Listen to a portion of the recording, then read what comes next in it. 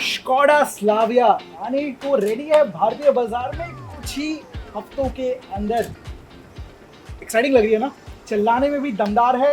इसका full detail review channel में मिल जाएगा। आज हमारे साथ जुड़ चुके हैं Jack Hollis, brand director Skoda auto India. बात करेंगे डिटेल में क्यों करना चाहिए आपको स्लाविया के लिए इंतजार, या क्यों करनी चाहिए इस पे पैसे खर्च।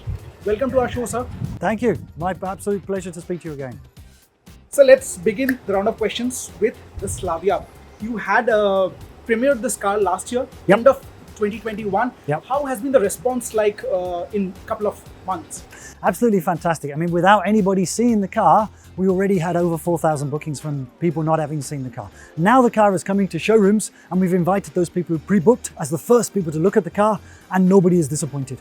Not one customer has cancelled by actually seeing the car. In fact, it's better than people's expectations. So we're really happy with the response to the car, and we're really looking forward to seeing your reviews coming out as well. That's important Exactly. to us. It looks bigger than life in real. Yeah, absolutely. And features packed, full of performance. So you had a fair stint with the Kushaq. Similar engines, same platform. What kind of advancements have you done to the Slavia to iron out the faults that you had in Kushaq? I think you have to look at two things. First, if you compare Kushaq to Slavia, Slavia is a lighter car. Slavia is lower in ground clearance and better aerodynamics. So from that perspective, Slavia is more of a driver's car than a Kushaq. I think let's differentiate the two. I think it's also fair to say that we had a handful of quality issues with the Kushaq, and we sorted them all out on the Kushaq very quickly. And you could see that because in December, we actually sold over 3,000 cars. So, we got things back on track in December, and in January, things really worked well on that. So we fixed everything in production for Kushaq. We fixed the cars in the field as well that had one or two cars had problems. And then all of that learning went into the Slavia. So everything has gone into the Slavia, and I'm sure you drove the car today and you can tell us about how that quality experience was. Exactly. I will keep my lips tight for a couple of days more. But for Kushaq, we have seen an upward movement in sales in last few months of 2021. What kind of expectations do you hold with the Slavia coming in? I think what the Slavia will do is the Slavia will grow this segment. There's been nothing new in this segment for many years. And when there's nothing new in a segment, there's nothing to attract buyers to the segment. And therefore it starts to fall. And everybody's been launching new SUVs. And as they've launched new SUVs, of course, they've advertised them, they've marketing. You guys have talked about them, and people have bought those, and the SUV market has grown. It's not that people's personal tastes have moved away from sedans to SUVs, it's just something new. And now we bring something new to the market in the sedan segment. And let's remember here, Skoda are famous for sedans. 20 years ago, we came with the Octavia. We came with the Octavia, the Laura, new generations of Octavia, Superbs, Rapid, and now the Slavia. So I'm very excited and looking forward to that car, and I'm very confident. Thanks that you touched on the product portfolio. What happens to the Rapid at this point in time? It is on sale, but once Slavia hits the stand, what happens to Rapid? No, I mean, Rapid ended production already. I mean, when you say it's on sale, there's a handful of cars in dealerships now. So, I mean, this is our new premium mid-size sedan, and I think Rapid served us very well. Even in its last full year of sales, it had 10% segment share, which is outstanding for a product that was actually been in the market for some time. So it was a great car and did a great job for us, but this is a real game changer now because this has 95% localization. And of course, with that means the cost of ownership is much lower. The cost of ownership is 0.46 rupees per kilometre, and that's actually among the best in the industry. Exactly. So Rapid was a driver's car, so will the Slavia be if you go for the 1.5. But if you take the 1.5 TSI, the option is a DSG transmission. And we have seen with the Rapid, there were complaints about the efficacy of the DSG gearbox. So what kind of changes have been done to iron out those faulty lines, I would say?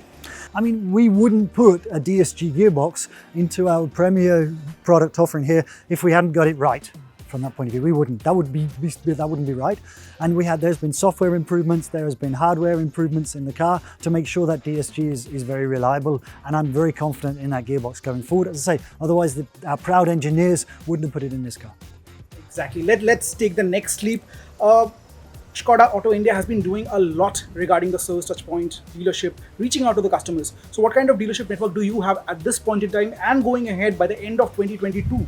Where do you see your brand's presence throughout the country? So at the moment we have 117 touchpoints, 170 touchpoints pan India.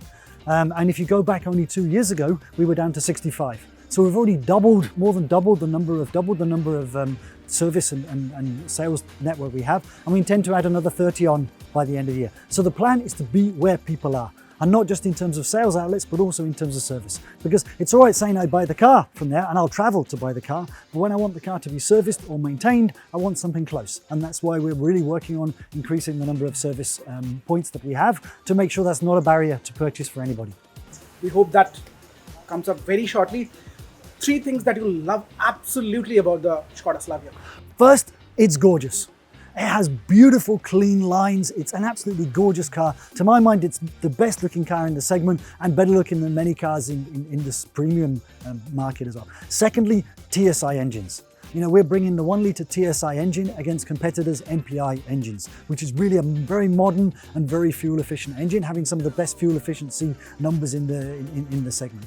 Then, of course, when we talk about engines, we're talking about the 1.5 TSI. That's a real driver enthusiast car. It's fun to drive, it's powerful, and with technology like advanced cylinder technology, it also records something like 18.5, around 18.5 kilometers per litre, which is outstanding for a car with 250 Newton meters of torque and 150 PS. Finally, this is a big car. You know, this is the biggest car in its segment. This car has 520 liters of boot space. 2.65 meters of wheel span also make the car very big inside. So it's a big car, TSI engines, and to my mind, it's just a gorgeous looking car. You just summed up the review we wanted to put out. My final question is on the product lineup that you are placing for the 2022. You had started with Kodiaq, sold out for the year. Yep. Now you're bringing the Slavia. You've promised 6 cars. What do we expect in months to come? So what we will do, we will bring product enhancements of our current lineup. We'll bring product enhancements of Kushaq. We'll bring product enhancements of our CKD or parts and components cars throughout the year. I can't tell you more now, but we're bringing lots of exciting product enhancements, some as early as April. So wait and see, and you will like what we bring, I promise you. So that was Mr. Zac Hollis, brand director from Skoda Auto India. कैसा लगा आपको video? आशा करता हूँ कि Skoda Slavia से जुड़ी हुई questions की आंसर्स आप तक पहुंच गए होंगे, और कुछ रह गया होगा प्लीज कमेंट सेक्शन में बता सकते हैं. That's all we have for you. धन्यवाद. Thank you for watching and give the video a like.